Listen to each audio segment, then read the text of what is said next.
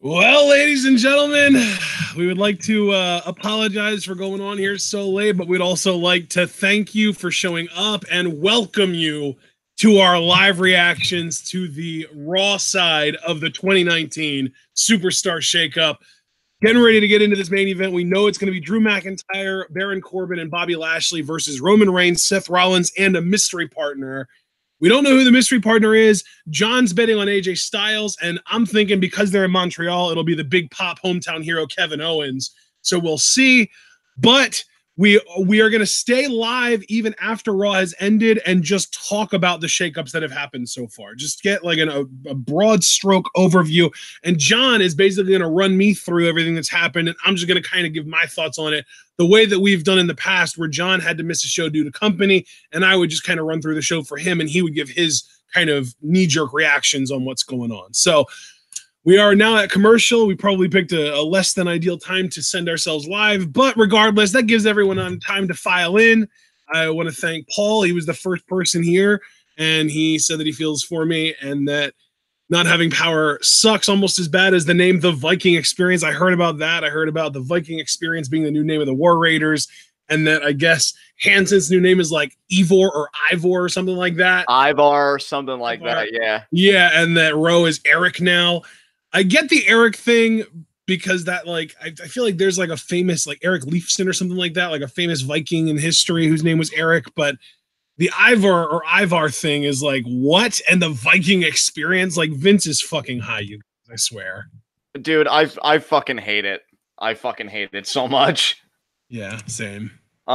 Dude, we're gonna have a fun conversation. Oh god, EC3 got buried by Braun, apparently. I didn't know about that. Yeah, I included that in my thread. Dude, I personally, not to pat myself on the back, I thought I did a great job keeping the thread up to date. I mean, yeah, dude, I'm sure you did, but the last message that I sent you, which was at 9:47, was the last time that I was on Twitter. I literally, when I sent you that message, I was...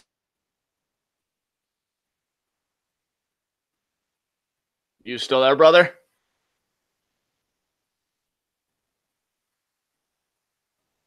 That away, and I laid down and I tried to take a nap, and by the time I was asleep, it seems like maybe 15 minutes went by and my power came back on. So yeah, brother, you had a long break there. It was like I was saying that message at 9:47, 15 minutes later, and then you like finished your thoughts. So I hope that isn't going to be a problem for reactions. Am I coming in okay? Yeah, no, you were coming in okay. I did, while I was talking, I did see, I got a little notification in Messenger that said Messenger's unavailable, so maybe I just had an internet hiccup there. Maybe. Yeah, dude, I'm starting to see, before we unpack, like, working backwards, because you said we'll do that after the show, and just looking forward to the main event, I can see your logic about Kevin Owens. Can I just say this, though, before we get the big reveal? I do hope, if that's the case, Sammy goes to SmackDown. I do not want Sammy and Kevin on the same show. I want them to have a break from each other for at least a calendar year. Yeah. I think the stuff Sammy's doing as a heel, he doesn't need KO right now. He doesn't need to feud with KO right now. His promo, to me, like, I've enjoyed the show, and, you know, shout out to Wes, because I know Wes is feeling pretty down, because apparently he's dealing with a lot of negativity. I do have my complaints. We'll go through them in our recap. But, dude, Andrade and Finn had a great matchup. Andrade won. So already in one night, I feel like his booking on Raw has been 90% better than most of his SmackDown run, outside of the few matches he had with Ray, who also got shaken up, so they can revisit that feud at any time now that they want to. Fuck Viking Experience and all that. That is the low shot of tonight. I'm going to tell you that right now. Like, that is the worst thing to happen tonight. It wasn't even them shaking up. It was the kind of repackaging, you know, name-wise and stuff like that. I don't get that at all. Miz is a bit of a question mark. Naomi is interesting. Apparently Eric Young's on Raw, dude. So that's another thing. Just by himself, like Sanity's officially been broken up already. Yeah, and what the hell is that? That's interesting. I actually was tempted to do something like that for our mock shakeup, and I just decided Sanity wasn't important enough to kind of focus on that much to make a part of my 10. But since WWE doesn't have limitations, I kind of like that, because I'm guessing they're going to keep Dane and Wolf together as a tag team, and I think this is another Bray Wyatt promo, isn't it? It is. Holy shit, this one's even creepier than the last one. Yeah, the dollhouse with the straw-haired doll and the rocking chair with the bunny rabbit on it, and it's literally rocking over the throat of a teddy bear. Crush that trach, pony! Holy shit. Little dolls. There's a little tiger and a little teddy bear there. Rocking chair. Is this going to be the buzzard again? No. Oh, God. It's like an Annabelle doll almost. It's like Abigail, maybe.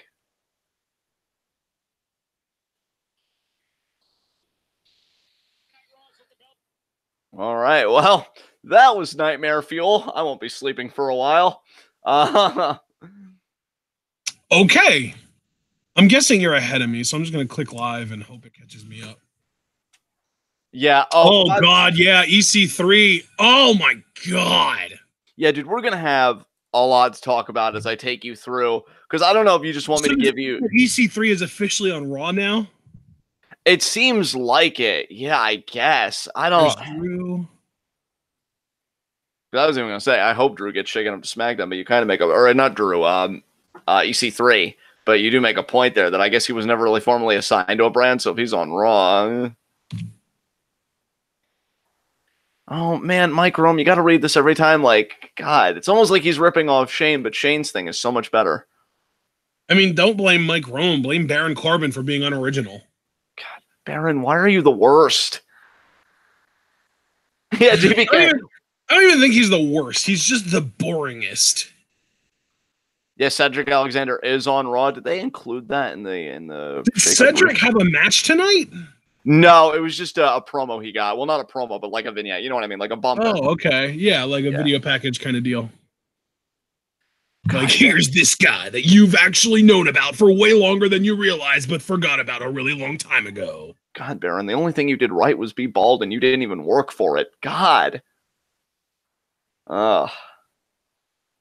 He made such a cringe joke. He was like, "Oh, because Charlie was interviewing them." And he's like, "Oh, Charlie, are you here to tell us you've been shaken up to SmackDown? That would be fantastic." And she's just like, no. And I'm just like, ooh, the cringe.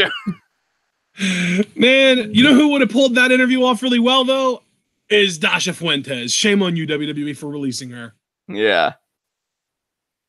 Bobby Lashley and Leo Rush, who said recently, with Biggie out of action, I'm taking over. And he showed himself like looking wide-eyed and awed at a plate of pancakes. And then Biggie quote tweeted, "Not if you don't start chewing your Flintstone vitamins." I actually did see that interaction. The tweets were posted to Reddit, so I was actually kind of in on that.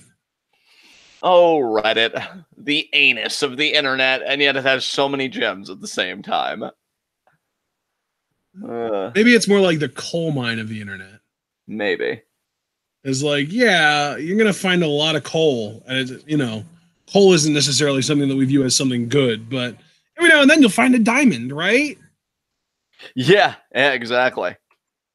Guys, don't worry, because I got from NoDQ a comprehensive list of like all the shakeups, save for this one, of course, because it hasn't happened yet, but we're going to be able to live react to it, so that doesn't matter. And then I don't know if Ashton wants me to take him like tweet by tweet of my thread, like segment by segment, or if he just wants to talk about the shakeups individually. No, yeah, I do want to go segment by segment, because even like, just for example, the Braun EC3 segment wasn't really shakeup related, but I would still want to talk about it.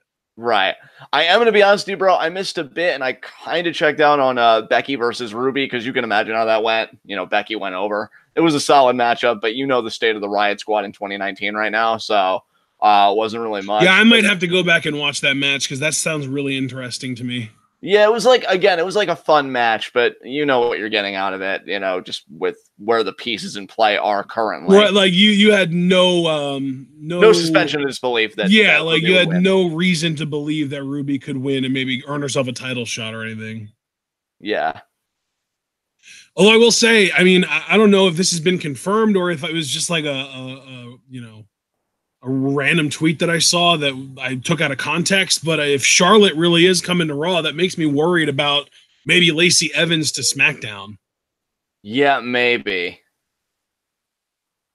Burn it down. Damn, the crowd is into Seth.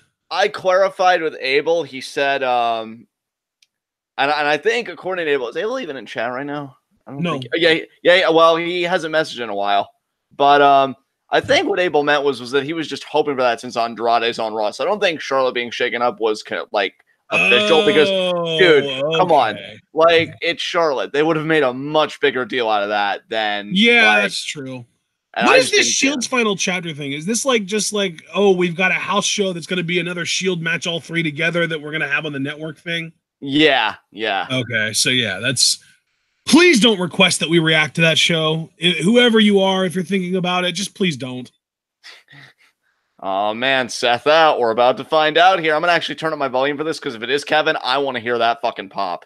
Yeah, you know, the closer we get, the more I'm thinking it's going to be AJ. So I guess we'll see. Come on, Kevin on Raw and Sammy on SmackDown. I can deal with that. I'd prefer Sammy as WWE champion than Universal champion anyway.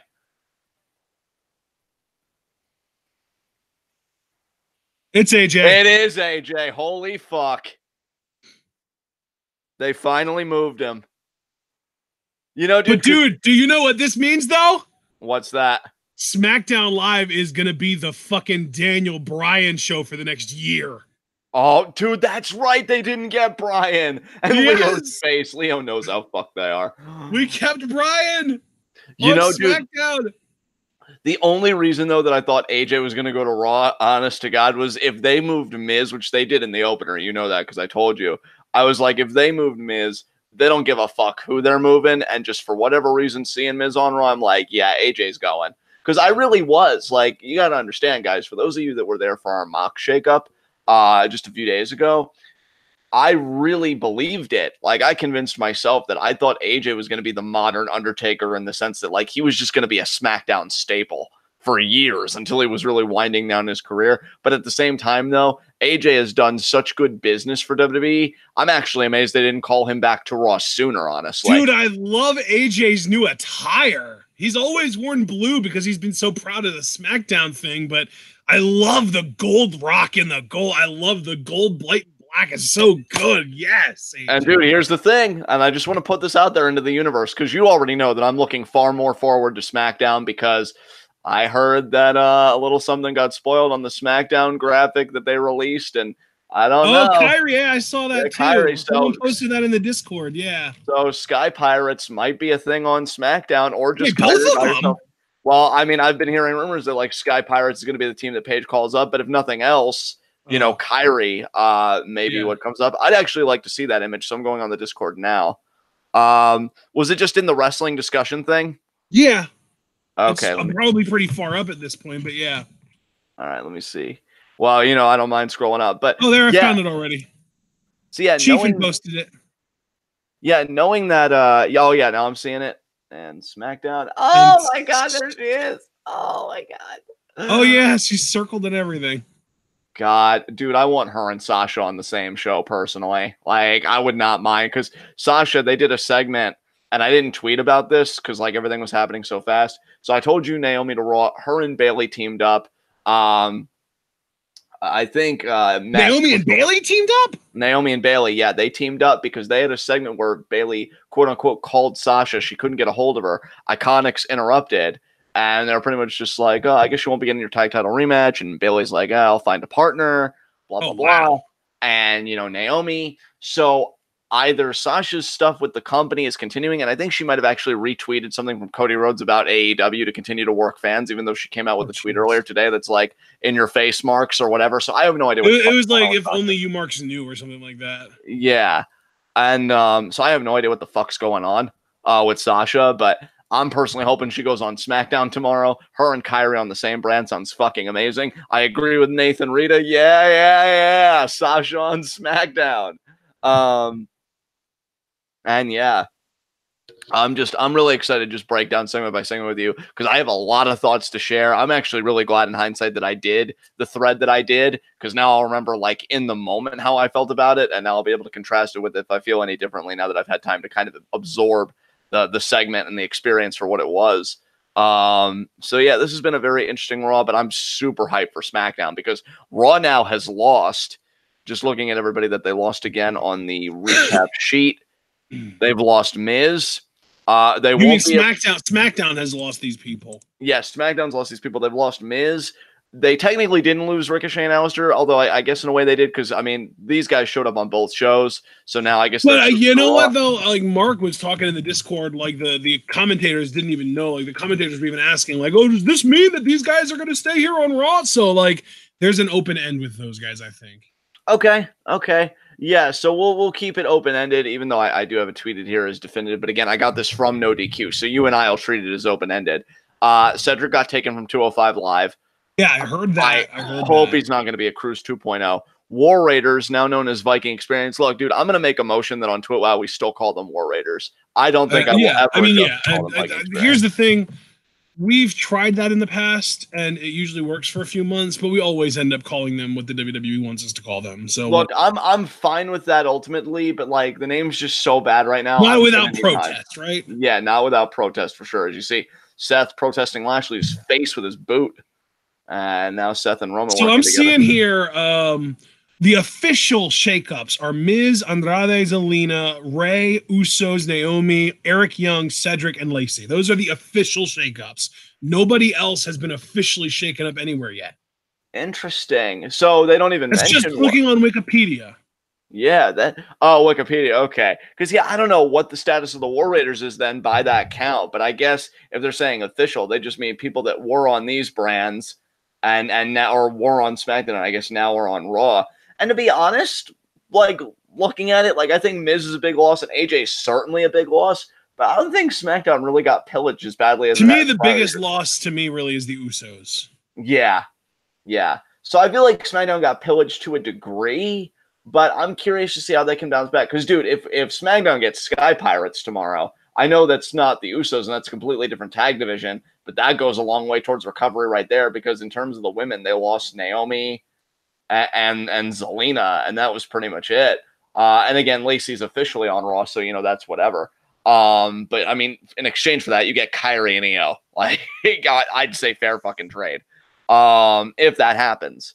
I'm really curious who the SmackDown ringer is going to be. I'm still thinking, dude, we might get Roman Reigns shaken up to SmackDown tomorrow. Yeah, dude, that's the thing, is a lot of people that showed up tonight that have been Raw guys can still get shaken up over to SmackDown tomorrow. And I honestly, Drew is the number one guy that I'm looking at that was on Raw tonight that I think will be on SmackDown tomorrow.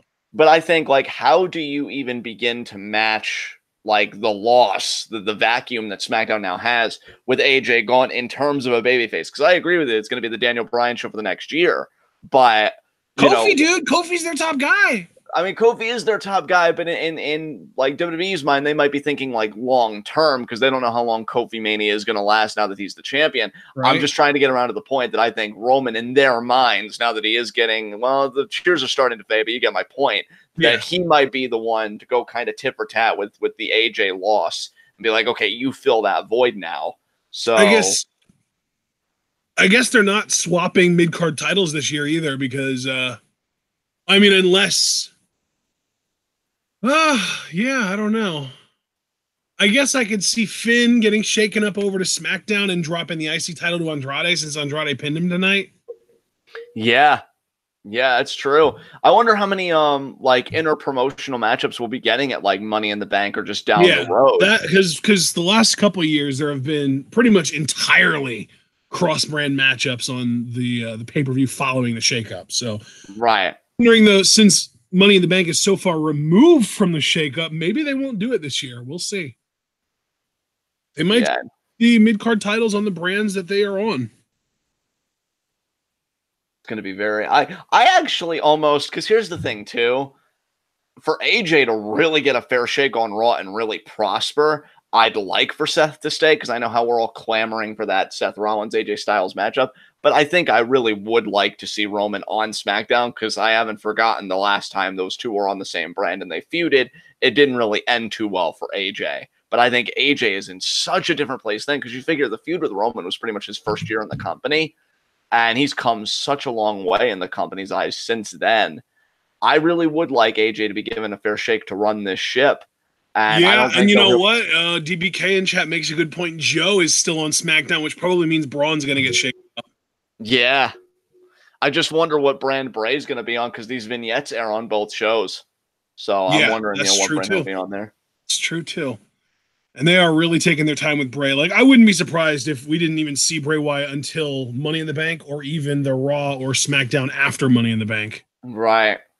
Honestly, come to think of it, I may even want Bray on Raw because, I mean, with SmackDown, you've got an amazing heel in Daniel Bryan, and the vignettes for Bray currently have a very heel vibe to me. Like, yeah, which is unfortunate because I was really hoping we'd get babyface Bray, and really, like, if there was any hope of him coming back as a good guy, I would love for him to be on SmackDown for the Bryan feud because we've been wanting Bray versus Bryan for a long time now. Oh, dude, yeah, their Rumble match. Yeah, their Rumble match. I can't believe that they haven't even revisited that the same way. I can't believe even after all this time they haven't revisited Sasha versus Becky. Yeah. But you know, with Bray having like really heelish vignettes, I think there's a spot open to be the top heel on Raw. Because I don't even know who the top heel would be on Raw. Maybe Baron, but I feel like he has that go away heat. Drew, I guess maybe, but he doesn't really win the big matches. And I'm not saying Bray has. I look at this whole gimmick as kind of a reset for him. We'll see how they handle him. I don't know if Raw really has like that big garner a shit ton of heat kind of heel. And to me, it's either going to be Sammy if this gimmick really catches on, which again, he had a masterclass fucking promo tonight. That was the highlight of the show for me personally. That and Andrade versus Finn, but we'll get all into all of that for our recap. So it's either going to be Sammy, but I think Bray has a real shot to run at this here, like has a real shot to come up and be that top heel that Raw needs. I don't think he'll be at Bryan's level because I think Bryan is in a league of his own. But I think, you know, if you're Raw and you're thinking about, okay, how do we make Seth's title reign as compelling as possible? I think you get a character like Bray, who seems like a genuine threat to his title reign. Yeah, that's fucking money. So I hope Bray goes to Raw. I hope AJ has a chance to really solidify himself as the man on Raw. And honestly, I know that we're not going to get AJ Seth at WrestleMania 36 because I'm still convinced we're going to get like some variation of like Seth Roman or something. I wouldn't even be surprised if Roman won the 2020 Rumble. But I mean, if we do get AJ versus Seth, that's a match of the year contender right there. I can't wait for that. Yeah, I hate to change the subject so drastically here, but I just watched the Viking Experience first entrance, and I hate that these guys are heels because now they don't even have the war chants. And I mean, they're not even the War Raiders anymore, so they won't have the war chants. Yeah. Dude, that was such a huge part of what made them like fun and that gave them that crowd interaction was them coming out and war, and now they don't have it anymore.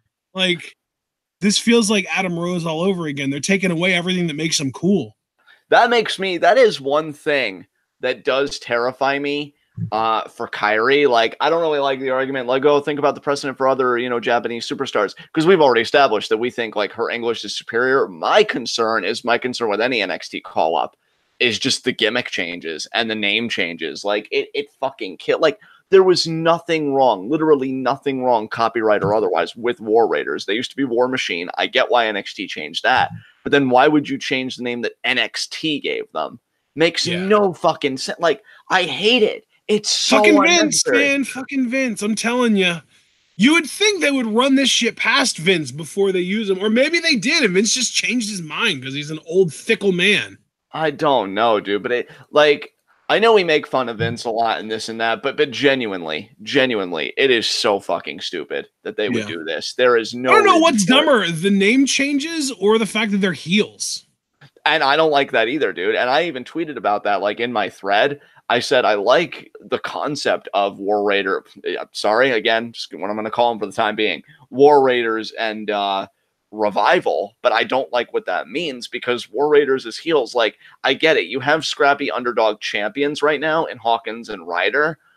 And maybe you just feel like, from a credibility standpoint, like, why wouldn't these guys be first in line? But I don't like how we got here by them having to be heels just because they're a big burly team. You know, I just think, again, they have such a fun gimmick, and you really hit the nail on the head that I feel like you're really kind of stripping a lot of the fun away. And now Baron getting out of the way of the stomp, and Seth, forearm to the face. God. There's just nothing fun about Baron Corbin. He's not fun to hate. He's not fun to watch. There's just nothing fun about him. I do think his in-ring stuff looks good, but yeah. But it's not fun. It's boring. Like, he does cool stuff sometimes, but as like an in-ring competitor overall, it's more boring than anything. Hypothesis: Vince is proof that the best people live short and the worst live long.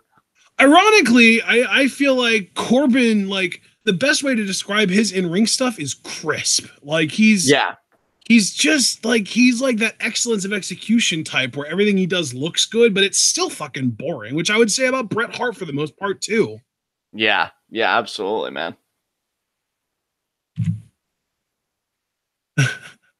Oh, Paul, why would you say that? I mean, I know why you said it, but why would you say that? I'm worried about it, Paul, especially because like why? Well, part of the reason why, obviously it's not the whole reason, but part of the reason why we're so hyped for Kyrie Mania is because it's a fucking pirate theme. And watch, he's either going to take the pirate thing and strip it, or he's going to go the other end and make it hokey as shit. Because Kyrie's been able to like take the whole pirate aesthetic and not make it fucking hokey to me. Like there's a real sincerity to it, which just makes me more affectionate towards her as a character. But if he tries to make it like fucking hokey, I mean, dude, let's think about the last time someone tried to get away with a pirate theme in WWE. Paul Burchill, how'd that work out? Yeah, it didn't work out too well. I fucking loved Paul Burchill too, low key. I did too. Like, yeah, low key, I enjoyed it. I thought like he had good energy. His offense was good. I mean, he was one of the first people to like do fucking Spanish flies and shit in WWE. Yeah, and of course, because Vince didn't get the appeal of the Pirates of the Caribbean franchise, he nixed it. It's so funny how a company that really prides itself on jamming in pop culture references really knows nothing about pop culture. Oh, they love pop culture 30 years ago. Yeah. Oh, Styles got no. Oh, dude, are you serious? Holy shit, Drew! Dude, I was gonna say, is AJ Styles about to get pinned in his first match on Raw? Yikes! But no. Look at Drew manhandling Roman Reigns. Yeah, AJ was about to go from "they don't want none" to "I just job, son." And now Drew. Oh, nice! I love it. Great job. Drew, man. You didn't do the job. You did a great job. I'll tell you, man, if they would have treated Drew, super kick there by Seth. If they would have treated Drew better during his Raw run, and he would turn face like after a little while being shaken up on SmackDown, a face Drew versus heel Bryan program gives me fucking life. I know, right? Yeah.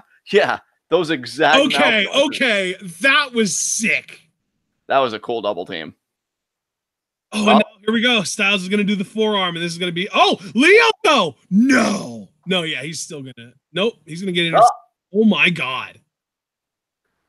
Is this serious? Are they seriously gonna pin AJ on his first night? No, okay.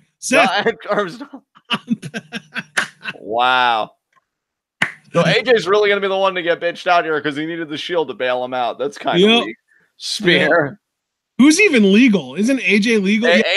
AJ's still legal, but now thanks to the help of two people, he'll be able to hit his phenomenal forearm. I don't really know how I feel about that, but okay. Yeah, that's gonna be a yikes from me, dog. It's gonna be a yikes from me, Chief. Phenomenal forearm. 2, and thank God SmackDown's tomorrow, so we can continue the shakeup there. But of course, we're still going to do a recap of this.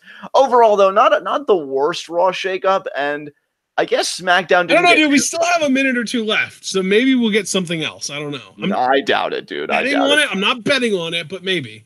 This is just post-match celebration for Alan just to be like, yeah, now I get to go after the fruit roll-up now.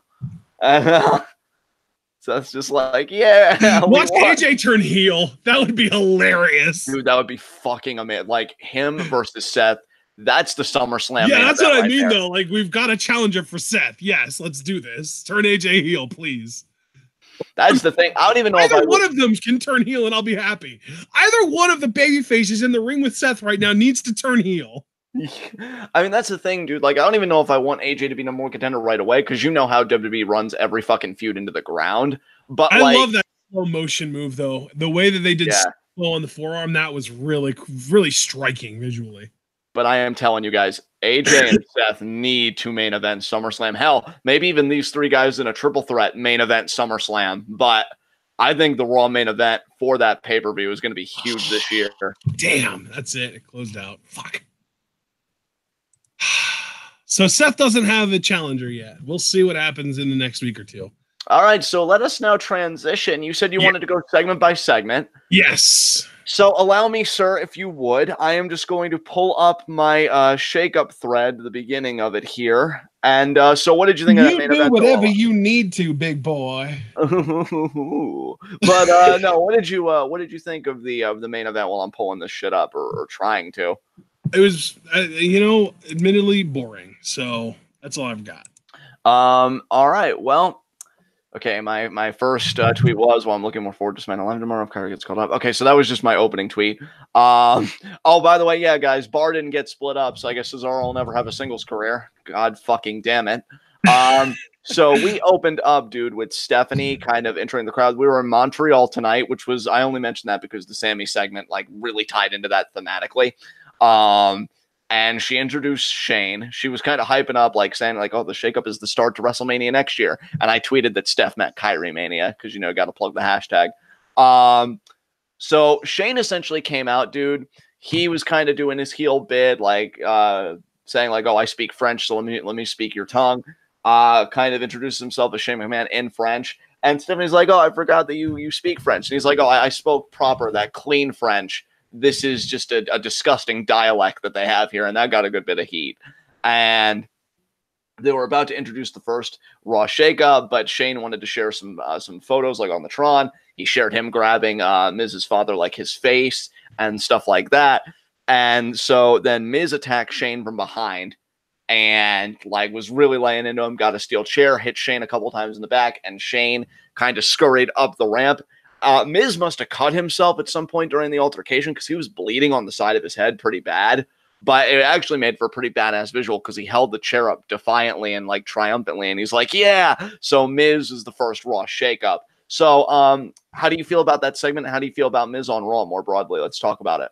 Yeah, I'm kind of uneasy about the Miz on Raw because his whole thing with Shane has happened on an entirely different show. So I'm kind of concerned that his super over babyface status for SmackDown fans might not necessarily translate as well to Raw.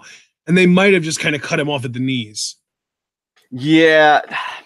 I always worry every fucking year when there's a really hot SmackDown act, and then they go to Raw, or even the opposite, like any hot act on any brand, going to a new place, you don't really know if that heat, you know, and I say this positively, just generally, is going to be transitive, like if it's going to follow them to the new brand. Yeah, that's a real cause for concern because even though like sure you could say, oh, everyone that watches SmackDown watches Raw, that's not necessarily the case. Like there's definitely a heavy overlap, but like especially as far as the perception of certain acts, like when you know, if you would have someone on one show show up on the other show, they usually get a different reaction to what they would get on the show that they're normally on. So that's why I'm like, of course, I'm sure Miz. How was the reception to Miz's showing up tonight? Did he get a big pop? I think he got a decent pop from the Montreal crowd. I don't remember them being dead personally. Okay.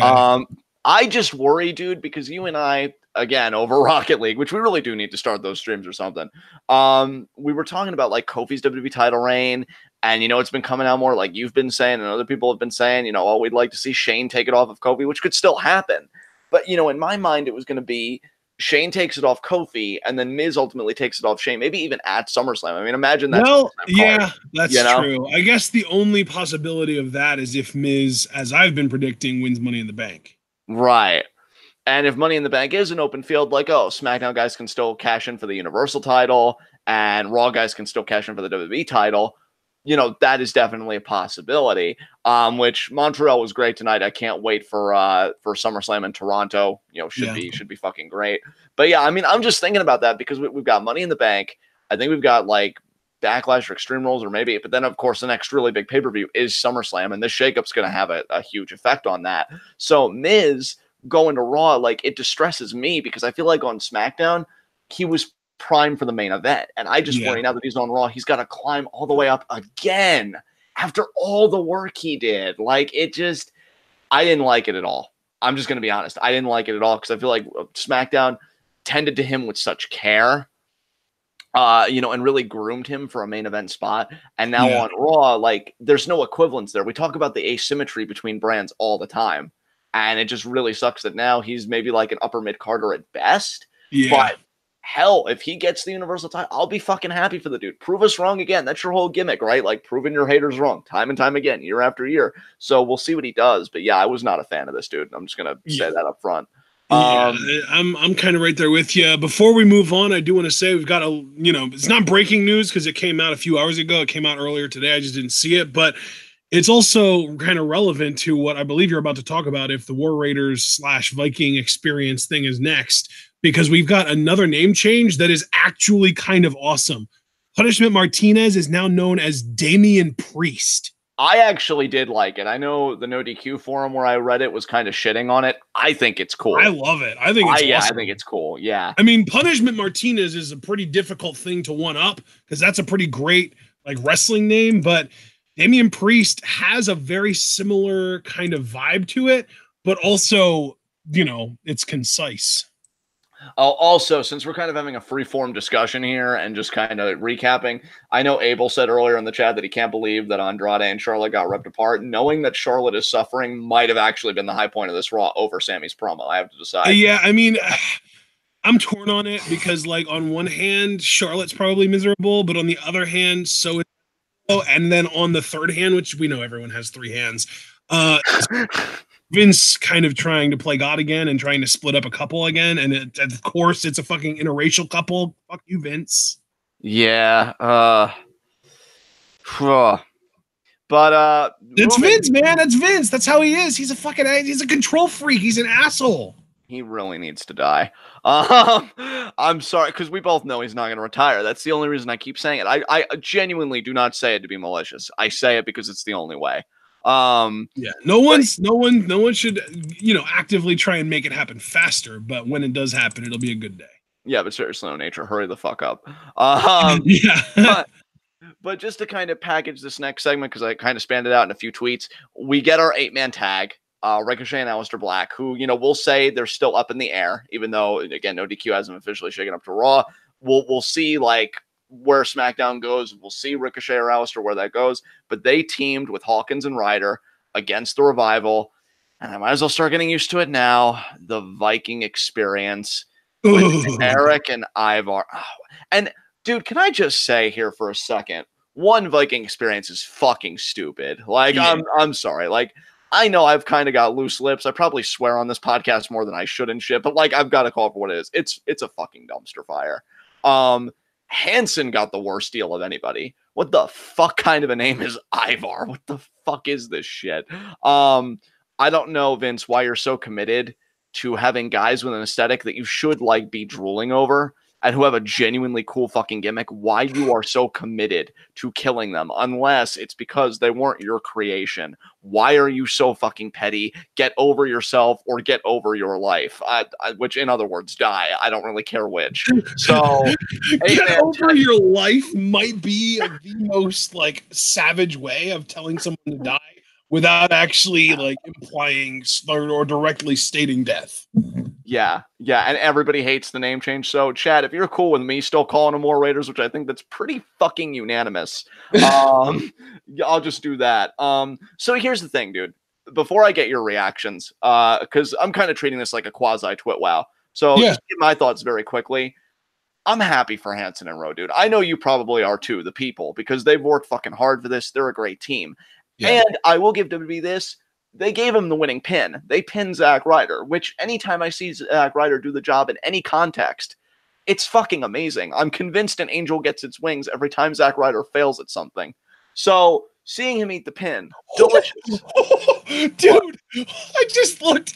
The tweet that WWE's Twitter put out that says, Ivar, Eric, the reigning NXT Tag Team Champions, the Viking experience is here on Monday Night Raw. They got ratioed on Twitter, dude. Yes. Yeah. There are only 2.1 thousand likes and over 4,000 replies. Good. Ratio their fucking asses. Yes. Put them in their goddamn place. They looked fantastic here. Do not like that they're heels. We already established that. That makes me uncomfortable as hell. Cool that they pinned the champions. Hawkins and Ryder, they may not have lost the titles in 24 hours. They're about to lose them real fucking quick because the first time the Viking Experience get their title shot, it's over. It's over. So that's really cool. Don't know if Ricochet and Black will be a feud after that. If the Revival may go fit. Personally, I hope the Revival gets shaken up to SmackDown, but I don't know. I'm talking a lot. How do you feel about all this, man? Because I know you didn't see the match, but when you just look at the tag division now on Raw, now having the War Raiders, because that's their fucking name. How does I'm just over here laughing my ass off at all the Twitter memes in response to this. Yeah. Either one, look how they massacred my boy. Holy shit. Oh my god. It's so good. And there's the Matt Hardy delete. And there's the Futurama guy who I don't know his name because I don't watch Futurama. So talk about I don't want to live on this planet anymore. I don't know his name, but I can tell that I don't Professor Farnsworth anymore. Yeah, Professor Farnsworth. That's who that is. Sure, I'm sure. I mean, he looks like a professor. That works. Oh my god. Yeah, Tom, someone on Twitter's send them back and call up the War Raiders. Someone else was like, what the hell? Ha ha, Ivar and Eric, it's Hanson and Rowe. Yeah, and like, I didn't even like War Raiders at first, but relative to Viking Experience, give me fucking War Raiders, please. Jesus Christ. You have to have war in their names so they can get war with their chants. That's what makes God, you know what it is, dude? I don't... See, because I never really care for this brand of fan that blames everything on PG, but I have to wonder if, because Raw is still kind of a family-centered program for the most part, if, like, war is too, like, violent language or whatever, and they just wanted to scrub it, and Viking just seems to be more of a neutral term. I don't know. Like, I don't want to go down a rabbit hole here, and I don't want to be wearing a tinfoil hat on the podcast, but, I mean, why the fuck would you change war? I'm sorry, guys. This is the worst part of the show. And like, you know what you call them? You know what? Here's the perfect name. That is the perfect blend of PG and actually sounding cool. Okay. Raiders, Norse Raiders. I can dig that. I can dig that. It would still be weird, but I'd adjust to that far more quickly than I'm going to adjust to Viking Experience by a fucking Norse country mile. Vikings are kind of implied with the Norse thing too, so that works perfectly. Norse Raiders. Yeah. Goddamn, dude. I am so happy for Hanson and Rowe because that also is their fucking names. But this was just, oh my God. And personally, I look at these tag teams. I still want Ricochet and Black split up personally. Like I already said in my mock shakeup, I see Ricochet as more of a SmackDown money player, especially with AJ gone, dude. If they would shake up Ricochet, I mean, I guess partial disrespect because I still have my character gripes with him. You know, fuck Roman Reigns. If Ricochet would get shaken up to SmackDown, I think he would be everything that I think WWE was kind of hoping Mustafa Ali would be before the injuries and more. Like, Ricochet could take that babyface fucking spot from AJ, from Ali, from everybody. I know Kofi has it now, but I just don't see it lasting personally because I think Brian was more right about the fans than we care to admit. But yeah, I really don't want the team to stay together. Alistair, you already know I see as a future Universal Champion. And Revival, I hope, gets shaken up to SmackDown tomorrow. Like, I know I want Usos Revival, but... You know what? We might want Usos Revival, but, like, that's not... To me, that's not, like, dream match material. Right. Like, you know, knowing that we can already get... Because the Usos did get shaken up to Raw, right?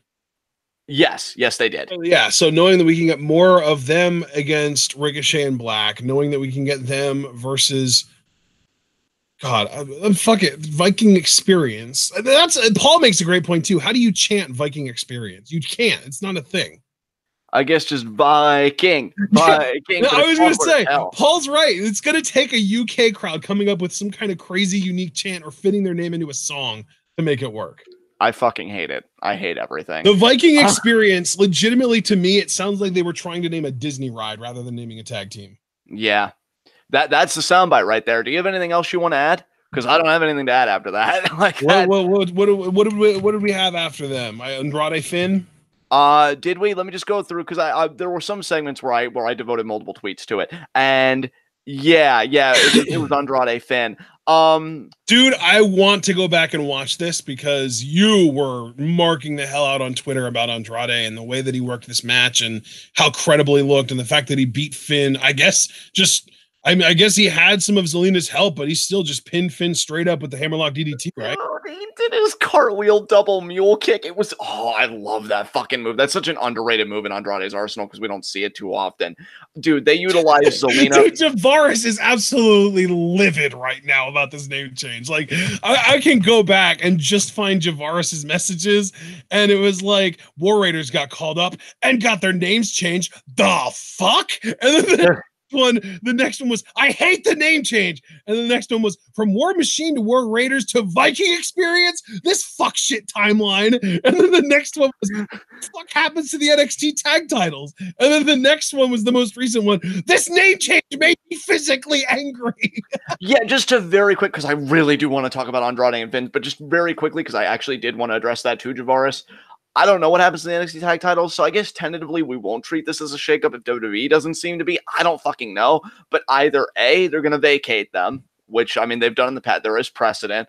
No, I just refreshed on Wikipedia, and it's updated, and it's fully updated now. And it's the Viking Experience were added, as well as EC3 and Lacey Evans. So all of them, as well as AJ Styles, was then added to the end of it. We're shaken up to Raw, but they do not have Ricochet and Aleister Black as officially having been shaken up to Raw. Wow. Okay. That's interesting because I bet you they're going to be SmackDown guys. But still, though, I will say it kind of sucks that EC3 got stuck on Raw. Oh, yeah, dude. We'll get to that because I actually do have something I want to say about that, knowing he's officially on Raw. Now that the Viking Experience, God, I hate the fucking name. Now that the War Raiders are on Raw, either they're going to vacate the NXT tag titles or maybe they'll still do NXT dates. I don't know. That's going to be a question mark for right now, but because there's a lot to talk about, so let's keep it moving. Andrade Finn. Okay, since dude, you know what? I even just thought Vike Raiders would have been cool. Again, anything better. VIKE, because you can chant Vike a hell of a lot easier than you can chant anything from the Viking Experience. Yeah. Oh my God.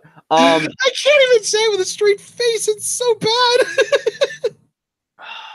Yeah, guys, we're gonna talk about EC3. I'm loving the energy in chat right now. Like you guys are rabid, and I'm feeling rabid too. But Ashton, since you're pretty much like reacting to the stuff that like from my thread and what I'm feeding you, I guess I'll just go first for a lot of this and just give my thoughts, and then you could just kind of react and give your own thoughts. Sure. I didn't know how I'd feel about Andrade shaking up because I was even kind of thinking about it mentally. I think we might have touched on it in the mock shakeup, but you know what a huge Andrade fan I am. I know what a huge Andrade fan you are. Him being on Raw made me anxious. Aardvark, because we always talk about like how Raw is for more like characters and stuff. I didn't know if he would thrive. Like if I'm worried about Miz, like in a way I'm worried as fuck about Andrade. But I will say this: Raw did two things right in here, and I really want to actually make that three things. They did three things right here. They should use Andrade's debut match against Finn as a template for how to book him for the rest of his Raw run for the next year. Yeah. Because the first thing they did right to me, they had Zelina cut a promo. Give this woman more mic time. If you are not going to subtitle promos and you are not going to let Andrade be a heel talking in a foreign tongue that people can't understand, use Zelina Vega. She is a great fucking manager. Having her do nothing is a crime, and it doesn't help any of the acts in the ring, whether it's Andrade himself, his opponent, or her. There are three acts trying to get over in an Andrade match. Him, his opponent, and Zelina. Use her. I think it was really smart that they had her cut a promo. It was very straightforward, just, introducing themselves. I would like her to do more, especially given that he does seem to be in a mini program with Finn now for the Intercontinental title, given how this match went. So that was the first thing they did right. Second thing they did right, they had Andrade show the fuck out, and I feel like they gave the match a decent bit of time. These two guys are insane together because, Andrade, I think, does really well with guys that are like a similar size to him and stuff like that. I even said, like, if he did this well with Finn, I really want to know how he could do with Seth Rollins. And I mean, the highlights of the match to me were the cartwheel, like double mule kick kind of thing, the double Pele that, I mark out for. I didn't fucking expect that. He tried for his double moonsault. Finn got the knees up. Finn was selling his leg throughout. I don't know when. I remember when Andrade initially targeted it because he used Zelina. Finn was going for a penalty kick, and Andrade used Zelina as like a human shield, like that tactic Miz has done with Maurice before. And then he clipped Finn's leg, and I guess he was kind of working it over. Finn had a really cool counter where he turned a hammerlock DDT attempt by Andrade into a cradle for himself, but Andrade kicked out. And here was the coolest thing, and I'll totally vibe with this if this is how they're gonna book Andrade like in ring going forward. He got the double knees. He did try going forward a second time, which I don't like. I think Andrade is more than diverse enough to not like repeat offense. He missed the second attempt, but that elbow that he does that we all freak out for, that was his setup for the hammerlock DDT. And I really like that. Wow, that's awesome. The back, like the step through back out. Yes. Yeah, he knocked Finn out with it, and then he picked him up and he got the hammerlock DDT. So I thought that was really cool. And then, but here's the thing though, before all of that, actually, did Finn counter that again? No, yeah, he countered it that time too, because I just watched the end of the match, and Zelina's Rana is what directly led to DDT. And that was going to be my third point. Zelina getting physically involved. How they used her, both promo-wise and physically, that needs to be like the fucking template. You need to do that fucking more. It infuriated me that SmackDown was kind of hot and cold with it. Raw cannot be the same way if his run's going to turn out any differently. And I will say, just the idea that Andrade had the presence of mind, like, okay, I got my spinning elbow, now let me try the hammerlock. I hope that that is his setup going forward, because I actually like it better than the double knees, to be honest. I thought it came off really well. And the big thing here, Andrade is 1-0 on Monday Night Raw, feuding with Finn Balor. And I know Balor just got the title, and I want the Intercontinental title to be prestigious, and I want it to get back to its stepping stone status. And I know Hot Potato doesn't really get that done. But, of course, I'm rooting for Andrade here to become the next Intercontinental Champion. I thought the match was fucking great. Andrade really got to show out, which I think was great for him. Obviously, the dream is for him to win Money in the Bank. I'd love to see him in the Universal title picture, but if he keeps having matches like this, then his year on Raw might be a lot easier to get through than I thought. I just can't believe that they shook him up here. So I want your thoughts, because you're just as big an Andrade fan as I am. I'm stoked. I'm stoked, man, to hear that Andrade was brought over. Immediately, they decided to use him the way that SmackDown should have been using him for the last year, which I don't know why they weren't. And he got the win over the Intercontinental Champion. Like, yeah, I'm all about that, man. I love it. I'm pretty excited about that. I definitely want to go back and rewatch that match too, because it sounds like it was a banger. Yeah, I mean, they had a few like hiccups there, honestly. Like, I could tell there were a few spots that came off a bit rough, but I don't know if it was like first Raw night jitters for Andrade or whatever. But I'm just excited for Finn, because this is a quality feud, especially again if they have Zelina do the talking. And the matches are just going to be fire. I think now that these guys had one match with each other, I would love to see the rematch, because I think they'll be able to gel better with each other this time. And I'm just so happy that Andrade got the fucking win, and this man deserves to be pushed. You know, I'd give him the world, but I understand wrestling doesn't work that way. So him immediately being in the Intercontinental title picture, I am totally cool with that. This was definitely a high point of the show for me. Andrade's fucking great. I was freaking the fuck out. And yeah, so we go from that. And it's funny that we're talking about Andrade because, well, first of all, before I transition, do you have anything else you want to say about Andrade on Raw? No, but I do have one other point I want to make about the the Viking experience. Oh, okay. I wonder if Sarah Logan's going to get stuck with them and maybe get a name change too. I mean, I don't know. I'm guessing that they kind of like what they're doing with her with the Riot Squad, but I mean, that is always on the table now. Now that the Viking experience, God, I hate that fucking name, are on Raw, that's always on the table. So Riot Squad, well, especially because like we kind of got a hint of a Sarah Logan singles push in the women's WrestleMania Battle Royal. So maybe that was like a hint at like she's going to maybe get a little bit more of a push than the rest of the squad as a member of the Viking experience, maybe even challenge for the Raw Women's title. We'll see. Yeah, absolutely. And it's funny that Andrade is on Raw because going to the next segment, Elias had his usual like concert segment. Dude, he got a nice amount of heat because he was talking about like the energy in the arena, you know, with him being there. Now, I think he said something to the effect of, now imagine that you could experience this energy all the time if you actually had a team that could make it to the playoffs. Like it was like a sports job, and he got booed for a considerable bit. Like it wasn't like that one. Yeah. It must have been related to hockey because if they were in Canada, there aren't any like NFL or I don't think even NBA teams in Canada, or even definitely not MLB. So it must have been a Montreal hockey team that I just don't know about. Yeah, and the booze went on. Wait, isn't that the Quebecers? It might be, because I believe they were like, were they? Yeah, Canadians, they were Montreal Canadiens. I think they used to be the Quebecers at one point.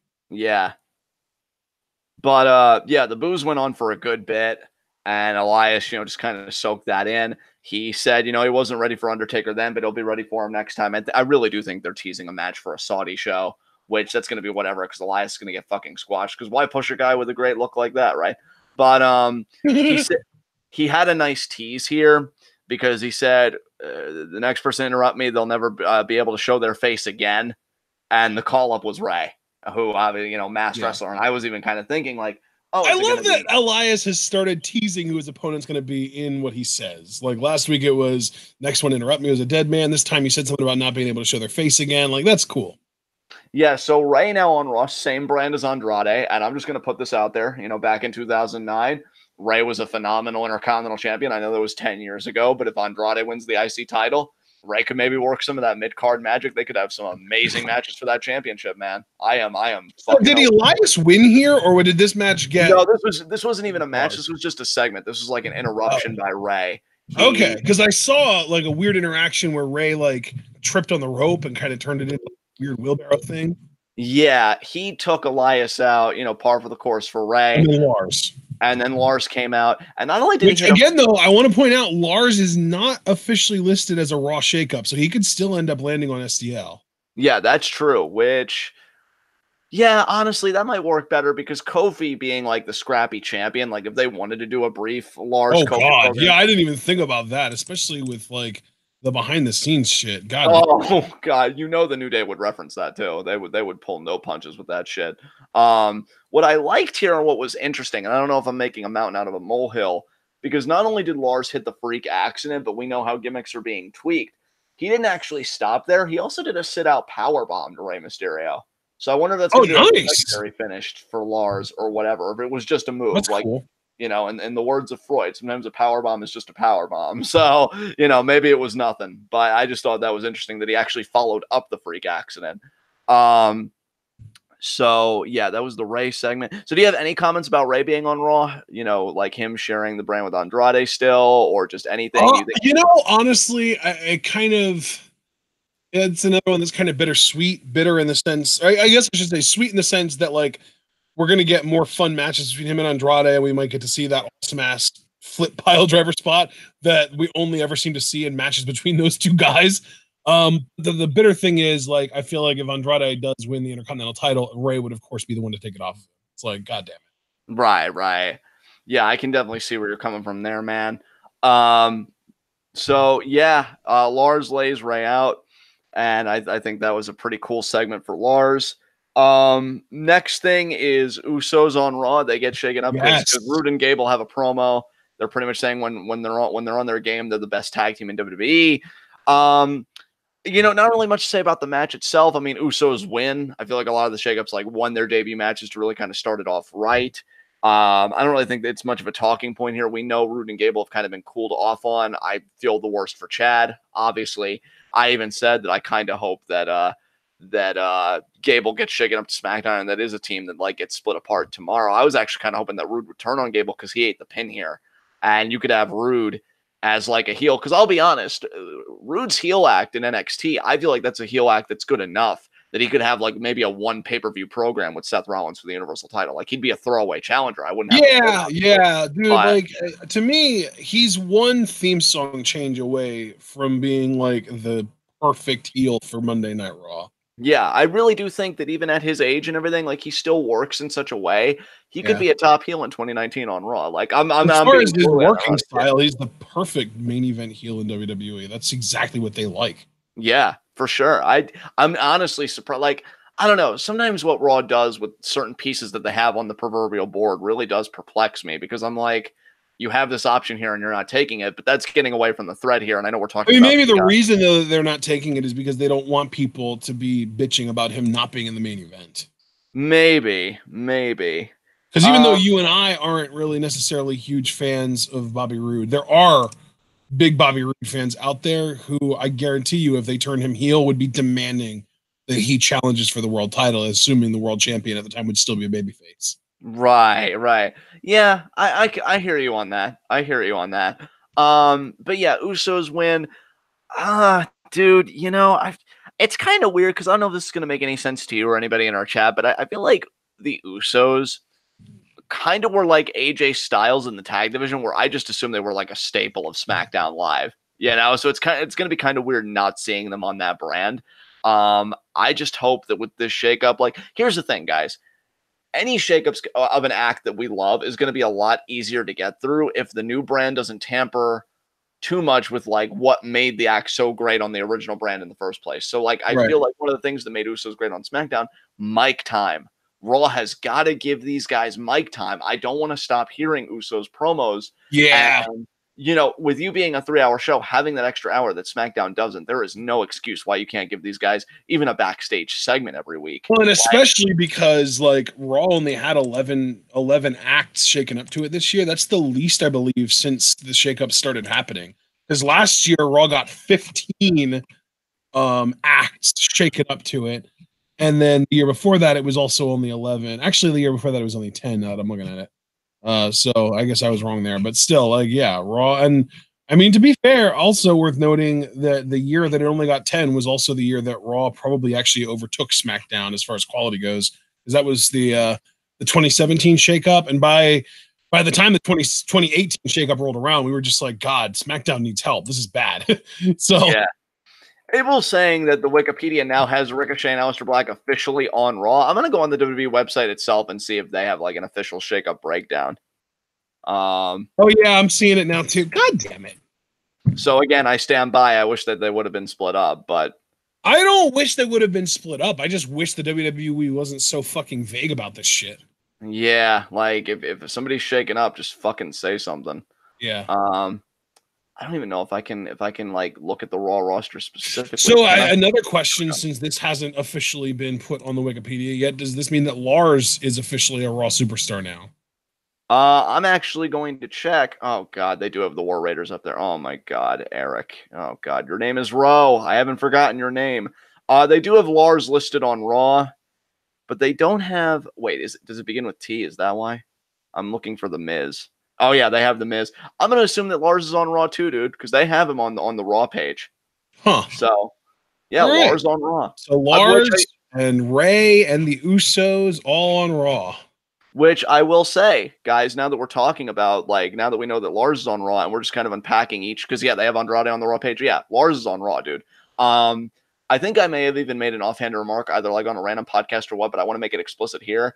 I definitely see like Lars being like the Umaga to Seth's John Cena. Like, I do think they'll have a mini program where Seth will go over, but I think Lars will challenge for the Universal title fairly quickly. Like, that's going to be my official prediction for him now that we finally know where he is.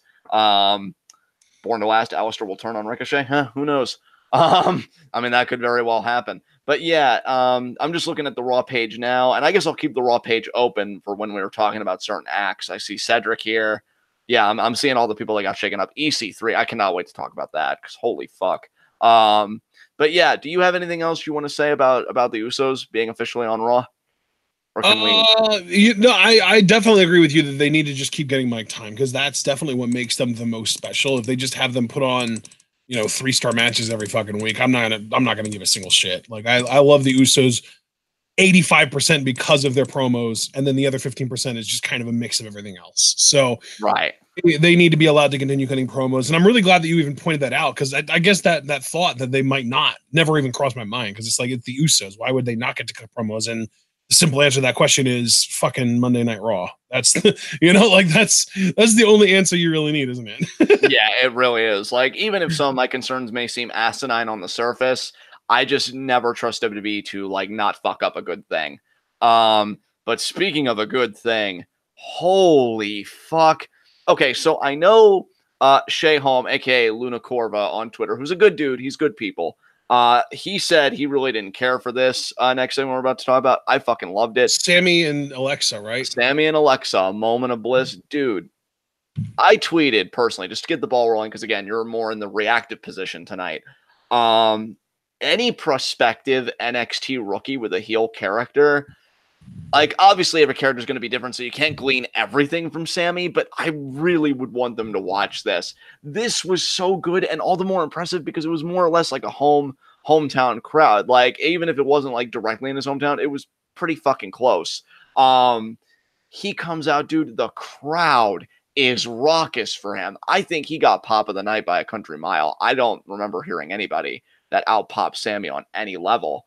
Alexa introduced him, and she did say, like, this could be my last night on Raw, so I wanted to say goodbye to you guys in your native language, so to help me do that is Sammy. And he comes out and the crowd just does not stop. They are energized. They are ready. They're singing the theme. Even when the theme goes off, they're like continuing and just doing it like a cappella, like, oh, and, just doing all that. And Sammy's grinning and he's dancing and, he's whatever. But we know he's going to flip the script. But, he sits in the chair and Alexa's like, oh, wow, isn't this amazing? Isn't this incredible? And the music starts up again and he does it again. And this happens a few more times and the crowd just gets louder and louder each time. And you can even tell that Sammy's going to turn because he's like, oh, what did I tell you, Alexa? Fish in a barrel. Now watch this. I'm gonna take it up another notch. And he says something in French. Like, I forget like everything that he did, but like he kept upping the ante, like speaking French, pandering to them, and the pops get louder. And he more or less says, yeah, these aren't my people because he says, I'm not home. These aren't my people. I left Quebec. I think he even said like his home is somewhere either in Los Angeles or Florida. I forget where he said, but that got like a loud boo. And he more or less worked him to the point because he was saying like how they're toxic and how them cheering for him like makes him sick and this and that. And they went from worshiping him. Like, my God, if he was still babyface Sami Zayn and he won the Universal title tonight, they would have had to call a contractor the next morning because there would have been no fucking roof left. And they went from like worshiping him and all that. He even said like the Sami Zayn 9 months ago would have loved getting a reaction like that. And now it just makes me sick. And they went from that to cheering for Kevin Owens. They wanted Kevin Owens to come out because they're like, fine, Sammy doesn't want us. Kevin will probably want us.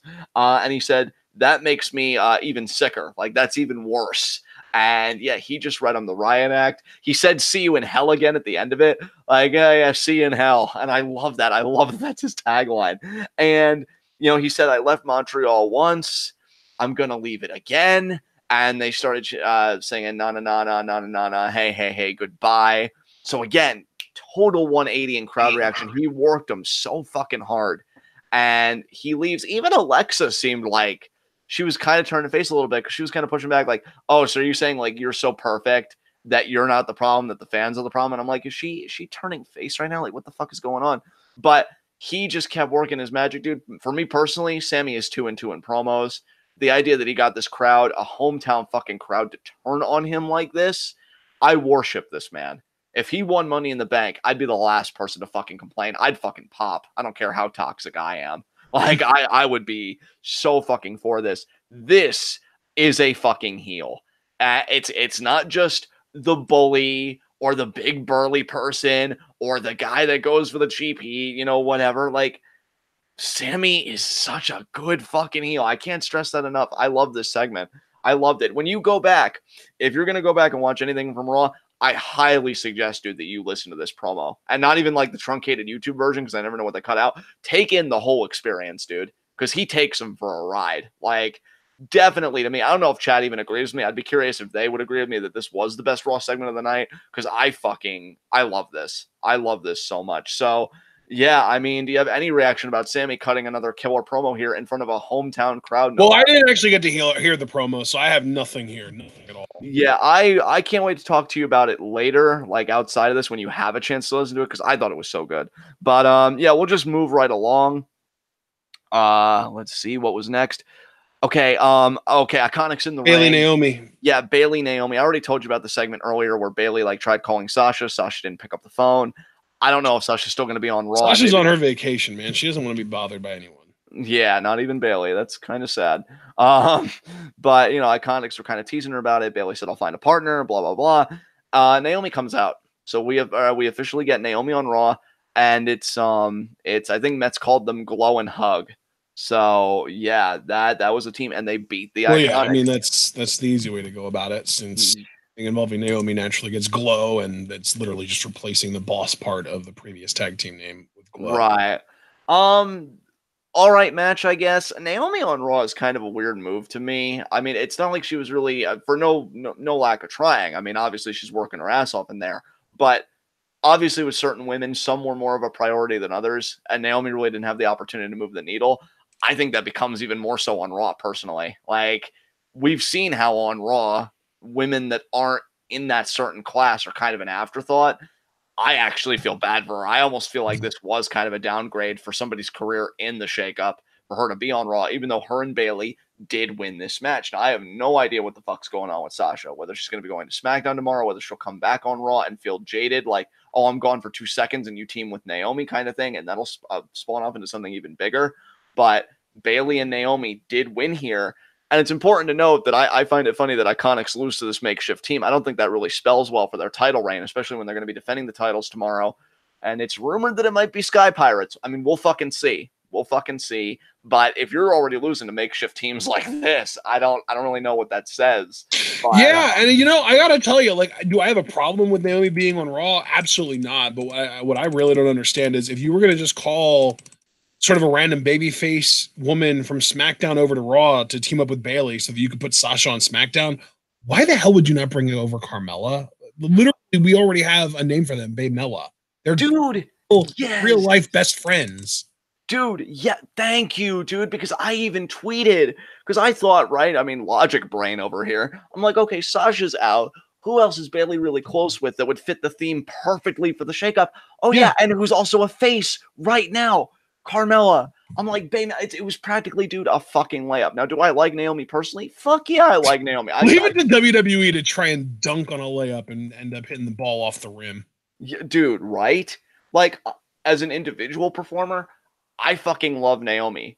Did I wish that she had a better debut than this? And that's the thing, too, is, like, we would prefer her as an individual performer. We like her more in singles. Yeah, exactly. And to just make a makeshift team with Bayley when there would have been such a great fucking story that Carmella and Bayley have never been on the same brand on the main roster since graduating from NXT, or if you want to get snarky, being demoted from NXT.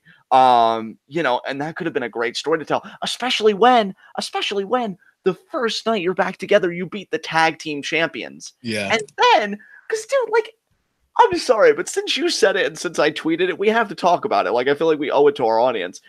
We're not kidding when we say a layup, because this story has so many layers. Carmella and Bayley have been away from each other for years. Carmella had a heel run, was very successful. Bayley's, had a bit of trouble, finding her stride. Her booking's been kind of a mess. We don't need to retread that. Carmella learns to have fun again thanks to Truth. And now she's going to take that with Bayley because she's ready to be with Bayley again because she's a face. And they beat the tag team champions in a non-title match. And maybe Baymella's grooving and maybe Bayley's having a lot of fun and she's letting loose. Sasha comes back. If they work out a deal. Now, obviously, this is where it gets really hypothetical because, again, I have no idea what the fuck's going on with that. But you have Sasha come back. You immediately have a great narrative tool like, oh, my God, I'm gone for 2 seconds. And you've replaced me. And replace, I think, would be an effective word given the history that Bayley and Carmella have. Bayley and Naomi do not have that history. Like, okay, see, this is why. I'm sorry. I didn't think I would rant about this. Here we go. But, yeah, here we go. So thank you, Ashton. Thank you, everybody. But, like, when our audience, because I've seen Mark ask for it, I've seen plenty of people ask for it, when we ask for better stories in the fucking women's division, this is what we're talking about. Because notice I haven't even mentioned Raw Women's Championship one time. Nope. Like, this would be such a great fucking story, and you mucked it up. Like, how do you botch well, Raw showed us how you botch this. You just don't do it. But, like, how? It was so easy. And for people that are, like, passionate about the product, we see it. Like, I tweeted it, and that's why I was so glad you brought it up, because I wasn't even going to mention it until you brought it up. But I'm so glad you did. Because, you could do this whole, like, oh, you replaced me. And again, that's effective language, because Bayley and Bayley and Naomi have no history. And then Bayley could just be like, no, Sasha, it's not like that. And then Carmella would be like, well, excuse me, I'm not afraid of you. And then you could do, like, a Carmella-Sasha feud with Bayley caught in the middle. And then Bayley may even not want to make a decision, kind of like when Kevin Nash came back and he had to choose between Shawn Michaels and Triple H. Triple H made the choice for him, and he just doubled down on his heel turn. Sasha could do the same thing. Well, Bayley, if you're taking this long to choose, you've already made your choice. Beat the crap out of her. Bayley still has a friend in Carmella, but then we get, like, the Bayley-Sasha feud, or maybe even Sasha, I don't know. Well, by then the shakeup would have already happened, but you get my point. Like, we could go back to them being single. It was so fucking easy. And again, I like Naomi. This is a dirty deal for her, too. I don't like this makeshift team, and I don't like Naomi being on a show that's so character-driven. And all due respect to Naomi, because again, I'm not saying it's for lack of trying. They barely give these women anything. She doesn't have much of a character. And like, I feel like she's going to die out there the moment whatever is happening here ends. And she deserves better than that. Bailey deserves better than that. And god damn it, people that have been wanting actual women's content fucking deserve better than that. How could you screw this up? Oh my god. I did not expect that tirade, and I apologize. I know we have other shit to get to, but Jesus Christ. Like, everybody and their mother was probably thinking Carmella. And then I would love to know all their reactions when it was Naomi. Because, like, damn, man.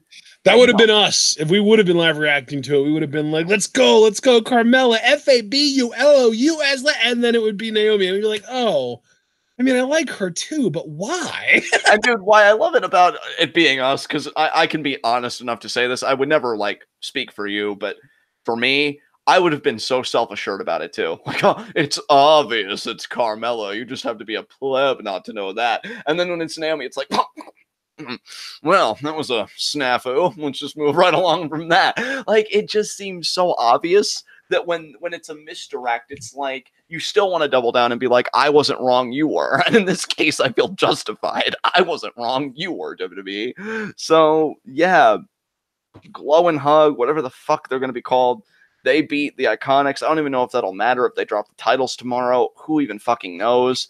So I guess Carmella is staying on SmackDown away from Bailey for another year. Unless Bailey goes to SmackDown. We could still do this right, but Jesus, man. Jesus. Do you have anything else you want to say about this? I'm going to say no. I think we can move on, which I'm guessing that the next thing was the Braun EC3 thing, right? Oh, yeah. Oh, my God. Dude, do you want to know how bad this was, just to give you context? I don't know. Do I? I'm going to say yes, you do. And even if you didn't, well, who's ever cared about our happiness on this show? So, it's kind of funny I even say that. I asked you if I want to know, because there were 2 instances last night where I told you about stuff. And then I was just like, you know what? I'm going to save you and just say, don't bother looking it up. You don't want to know. And, you know, and I guess Aaron does make a point. The only good thing on a personal life level about Naomi being on Raw is that she won't be away from her husband. So that's pretty cool. I guess they can still travel together. Yeah, that's true. That's true. It's cool that they're it's kind of ironic though, because they're breaking up Charlotte and Andrade, but if you put a ring on it, you can stay on the same brand. Oh, I hate you so fucking much, Vince. But yeah, here's how bad it was. I even tweeted, like, after EC3 got chucked off the stage and, you know, through whatever. And now I know it's not going to happen because he's officially on Raw. I tweeted that I honestly hope he gets shaken up to SmackDown Live tomorrow. I don't even like him. And even I know he deserves better than this. Like, you know, I'm lukewarm at best on EC3. And I've been looking at his booking and I've been like, oof. You know, I wonder if EC3 is another, like, Christian, where Vince just doesn't like his face or something. But then why hire him? Why? First of all, like, I want because he obviously had buzz and impact. But then, like, okay, let me redact that, because I need to rework this a little bit. It's not why hire him, because I actually felt like he was doing fairly well in NXT. Why call him up? Like, it makes no fucking sense to me that you're like, hey, seem to be having a lot of fun over there. Yeah, man, NXT is great. The energy, I've got a character, my promos, I'm getting more confidence. Yeah, that's great. Do you feel like you're ready for the main roster? Well, sure, because who the fuck's going to say no to that, right? And then it's like, what do you got for me? Oh, well, we'll figure it out. And then, like, months later, you're doing this fucking shit. Like, I feel so bad for these fucking call-ups, man. Like, because logically, you're not going to say no. And even if you would, I don't think that's going to work out well for you. I just don't.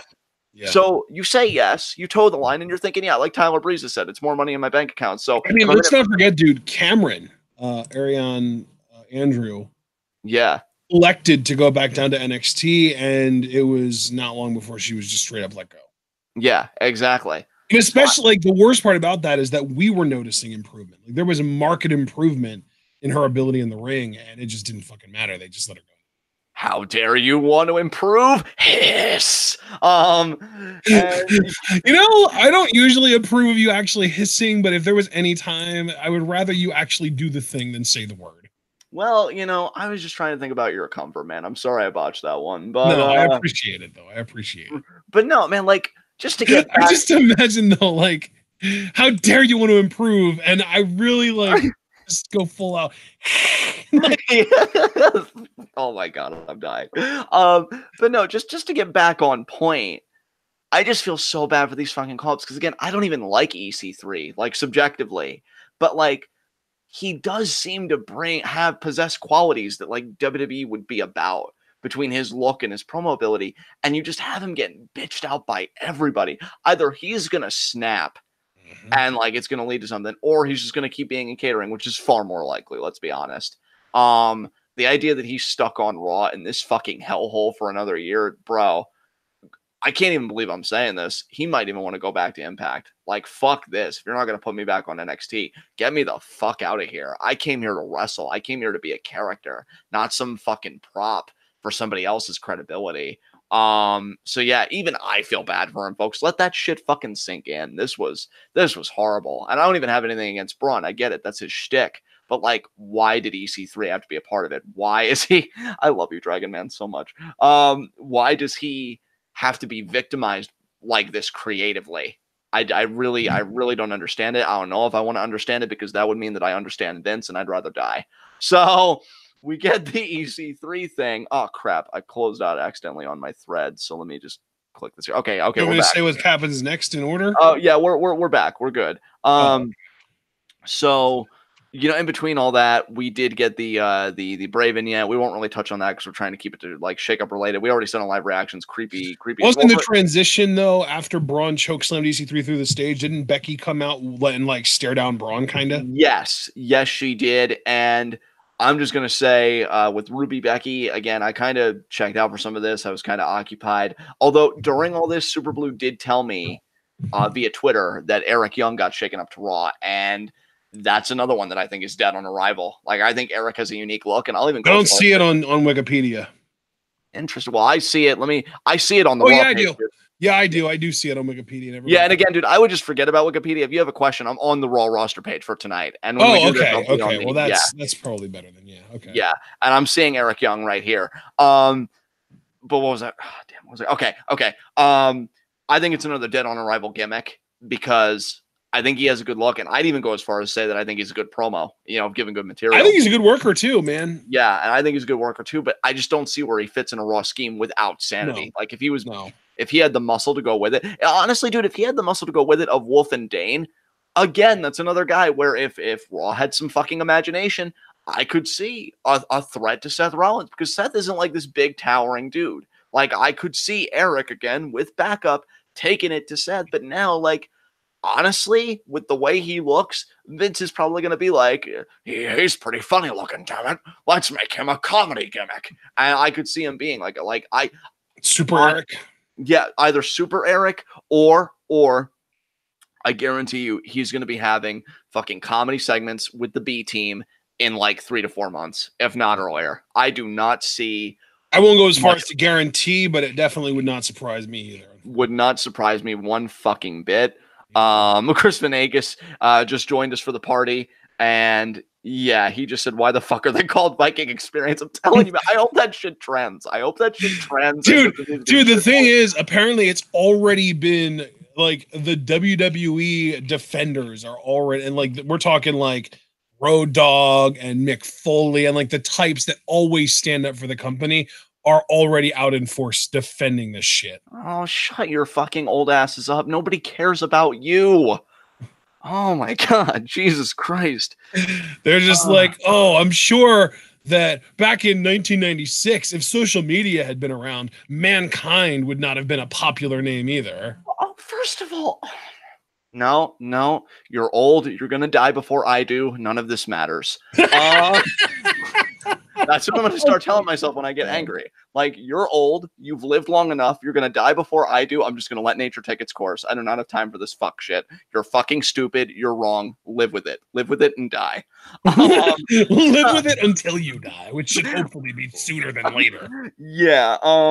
So Eric Young on Raw. I mean, just to put a bow on it. Do you agree with me that you don't see much upside with just specifically Eric on Raw? Let's move on, please. Yeah. Okay. We can move on. Because my tweet to introduce this segment was, no, Talia. I was anguished because Natalya came out after Becky got the win. But John, I have good news. Yeah. She lost.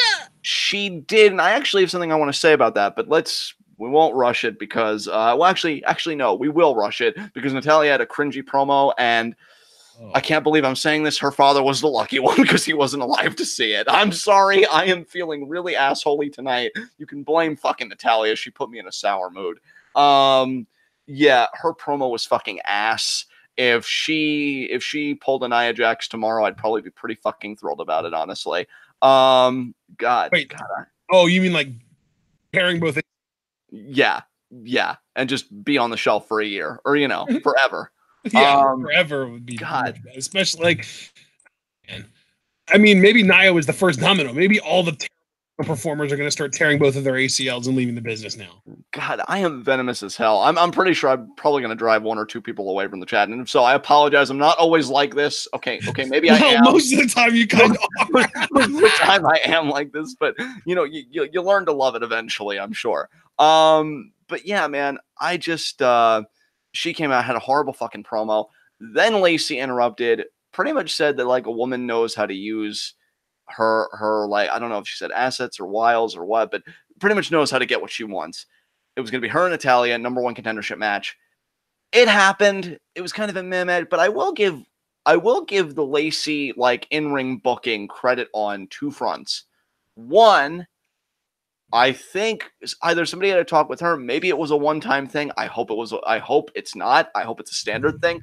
Woman's right, that right hand is now a setup maneuver, not the finish. And it was interesting because when she hit Natalya with it, Natalya was in the corner and Lacey did a moonsault. And can I just say, for as much as I may hate Lacey Evans, this is why we talk about her being better than Charlotte. Yep. That was a moonsault. Like that moonsault was better than any moonsault Charlotte has ever done in her entire fucking career. I don't care. Yeah. Oh, dude, I will back you up on this 110%. Like Lacey, the person seems like a garbage human being, but the character, you know what, dude? The character in the era we're in is serviceable. And the in-ring, I think, is also serviceable. I don't think she's exemplary in any department, but I think she's just good enough to get those 5 title reigns that we predicted, if not more. Like, she's going to be the next Alexa Bliss with how they've cooled off. Like, I don't even know where Alexa's going. Lacey's the next. And, dude, this kind of fixes a problem you've had with her in that this is probably her finisher now. So no more women's right as a way to end matches. Yeah, as a setup, totally more believable. And that moonsault, I don't see how a character like Lacey could ever become a face unless they really leaned into, like, the whole Marine thing with how fucking masturbatory America is. But, like, that moonsault's a great finish because it's a genuinely aesthetically pleasing thing, which I know as a heel, you tend to want to avoid the flashy stuff. But I don't know. Maybe they'll come up with something better. Maybe not. Because I think she's also done, like, a variant on Crunchy or something. So if she would do that, like, that's also better. Yeah. Like, she has stuff. I gotta give her credit. Like, she has stuff in her arsenal. But I'm telling you, man, if she wasn't such a miserable human being in real life, we would be big fans of hers. Legit. Probably.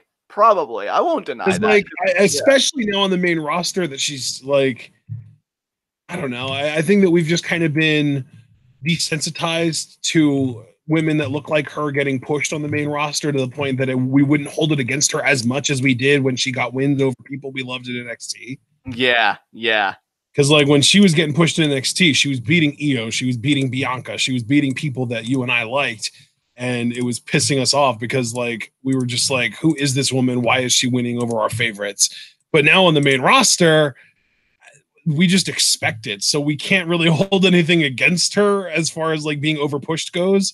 So it's just like, we're more just like judging her on her merits. And, like, relative to the other women that look like her that get overpushed, she's probably better than them. Yeah. That I will agree with. That's the soundbite there that I'd like us to end on because like she's a better wrestler than Alexa. She's better at everything than Charlotte. Like, yeah. Lacey for actually having at least some talent, unlike some of the other women that get pushed for their look rather than for, like, actual meritocracy wise. It's funny because Becky even called Lacey on Twitter "New Charlotte." It's like, it legitimately is like a new and improved model though, because, like, I really do feel like she's better at pretty much everything. Like, from a pro wrestling standpoint, as a heel, Lacey Evans is better in every aspect than Charlotte. And honestly, she beat Natalya. So, like, I'll give her a mulligan tonight for that alone, because, God, seeing that woman fail is fucking delicious. I never wanted to stop. So, yeah, that was that. Again, I devoted a few tweets to this. Oh yeah, and that's when we cut it off, because then we already live right to the other stuff. So that's it. Like we're all caught up here. So on the whole, what would you? I know we don't do letter grades, and I it's kind of weird using our pay-per-view scale. How would you judge the shakeup? I'll just ask generally, like, how would you judge the shakeup this year for Raw? Well, name change aside, I think the WWE did a really good job of sort of bringing new life into their tag team division, because you bring in the Usos, you bring in Viking Experience, and we were already talking in our mock shakeup, like Fandango is going to get healthy soon, and when he comes back, that'll be, the Fashion Police will be a team. One of the AOP guys has been injured, and when he gets back, that'll be another team added. So the Raw tag team division is looking a lot less barren now. And you still have Roode and Gable, which might get broken up. I'm not going to hold my breath on them staying together. I'm still rooting for a Chad Gable, shakeup over to SmackDown. But they did a good job of kind of reinforcing the tag division and helping them out, since they have been so just empty and like I said, barren really is the best way to describe it over the last few months. As far as the women go, Naomi is I like Naomi, but I don't think that she necessarily brings like a dynamic kind of change to the division, especially if they're losing Sasha. Like, I would call that a net negative. So yeah, like the women. But the thing is with the women, like, they got Lacey Evans, who, we're not big fans of, but it's like a role player that can work against Becky.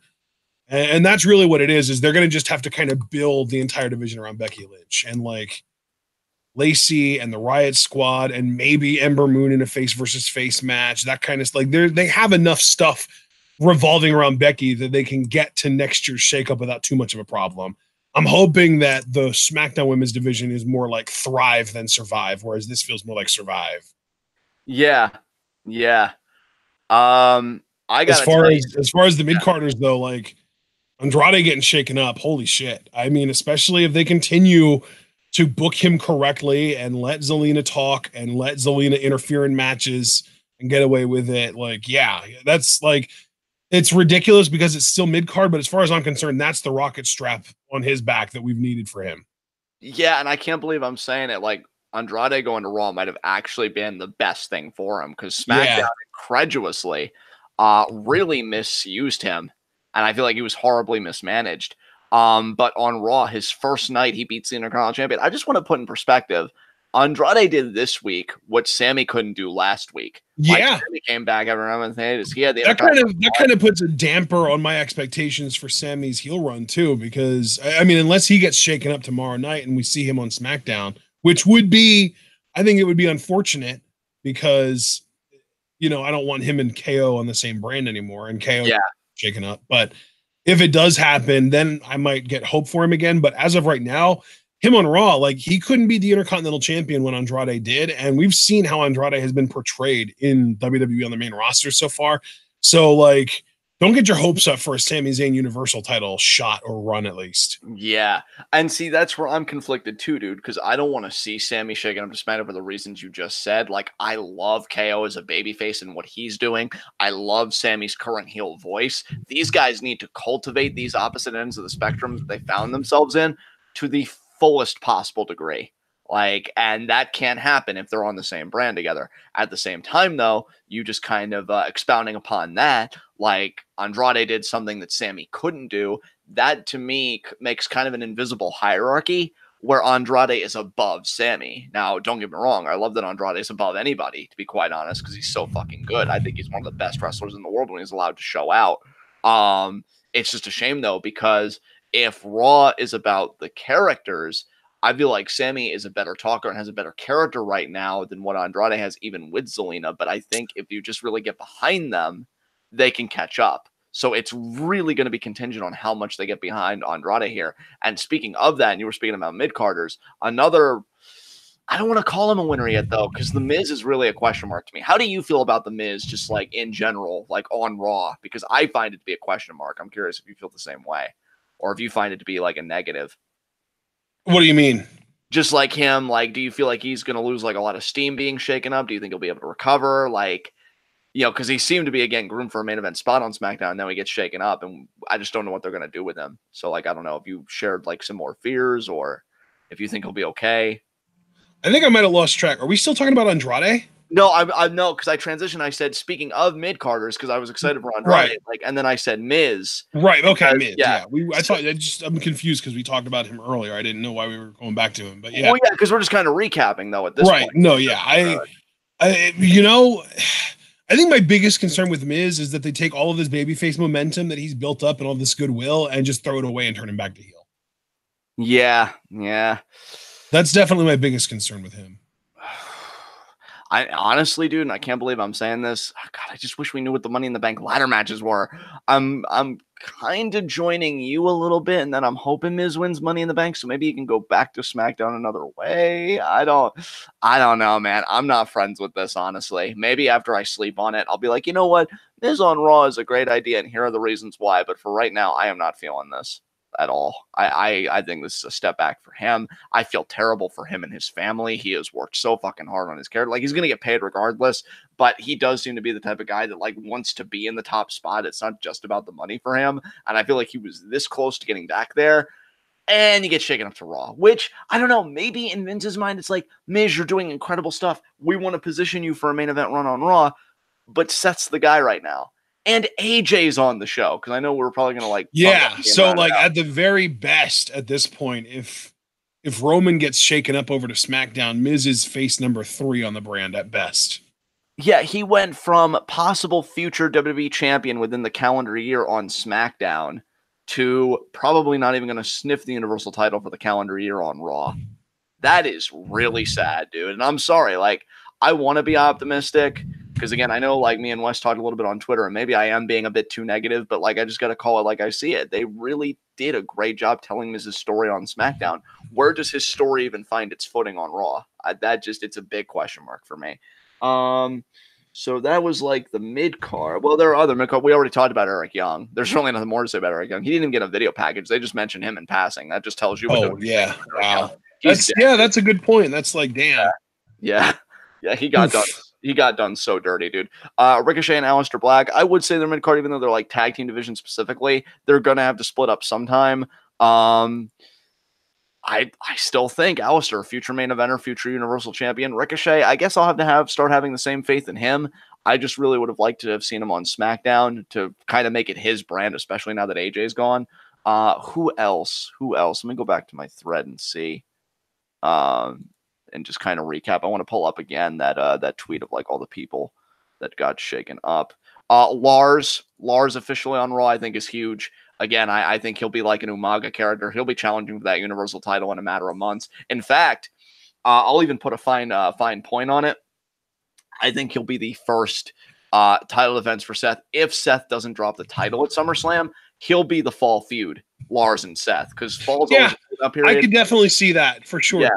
Yeah, he's going to be the fall feud, maybe even a winter feud at the latest. But yeah, he's just going to be a very short program for Seth. If you want to chime in with anything, because I don't want to monopolize talking time. If you have anything, dude, you're not. Trust me, you're not monopolizing it. It's really more that I just feel like we're getting repetitive and starting to say some of the same things over and over. Right? Yeah. I mean, if you want to just call it, like, there's really nothing more to say, right? Because I just didn't know if we were going to recap like mid carders to main eventers getting called up. I mean, obviously AJ's the big call up of the night, I think, because he made SmackDown for years. And again, I'm going to call my shot, like I said in the main event. I think we can safely say Seth versus AJ at SummerSlam. Maybe Roman mixed in there for a triple threat. But yeah, I think. Do you think? Let me ask you this, just to kind of close out and just have a little bit more discussion on AJ. Do you think he's going to become Universal Champion this year, or do you think that he's not going to get that belt? You know what? I'm going to say not this year, as in 2019, but either by or at next year's WrestleMania. Yes. Yeah, okay. That actually, yeah, that seems fair to me. All right, guys. I think Ashton's right. I apologize. We probably did get a little too repetitive there. I just wanted to kind of recap just our overall sentiments on each shakeup, and you guys pretty much know how we feel. I know Super Blue gave it like a B- overall grade. I don't know. I don't think I'll be that harsh. I think I'll give it a solid B. It was a good show. Some shakeups I'm definitely questioning. Andrade, I'm excited as fuck about because they actually used him right. And now we're gonna do the same thing tomorrow, except this time Ashton's power should be good to go for the whole show, so we'll be able to live react.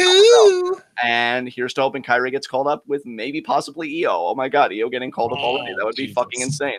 Yeah, I am. I'm really stoked for it. I don't know. I'm fucking psyched. Let's do it. So yeah. I want to thank everybody that came out to join us. You guys were amazing. Seeing how we just kind of slabbed this together. You guys showed out. I loved your energy the whole time. You guys are fucking awesome. And yeah, we'll be seeing you again tomorrow at 8 for SmackDown live reactions. So I'm gonna hand it over to Ashton and take us home. All right. Wow. Oh, yeah, that's right. I feel like you've been in control for like the whole thing. So it's like, oh, wait a minute. You're giving it back to me? What do I do with this? You have the power. Yeah. So there you go. All right, guys. Well, we hope that you all enjoyed the live reactions and the discussion afterwards. And hopefully we'll be able to actually live react to the entirety of the shakeup tomorrow night for SmackDown Live.